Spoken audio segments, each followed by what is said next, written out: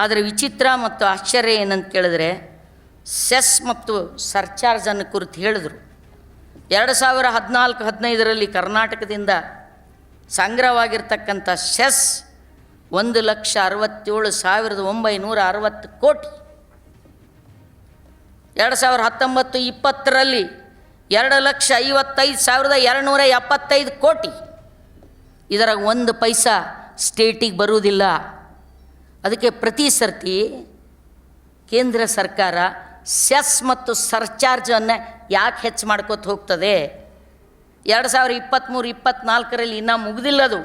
ಈಗ ಆಲ್ರೆಡಿ 5,98,069 ಕೋಟಿ ಸೆಸ್ ಮತ್ತು ಸರ್ಚಾರ್ಜ ನಮ್ಮಿಂದ ಕಸ್ಕೊಂಡಿದೆ. 2017-18ರಿಂದ 23-24 ಅವಧಿಯೊಳಗೆ ಕರ್ನಾಟಕ 53,382 ಕೋಟಿ ಹಣ ಕಳ್ಕೊಂಡಿದೆ.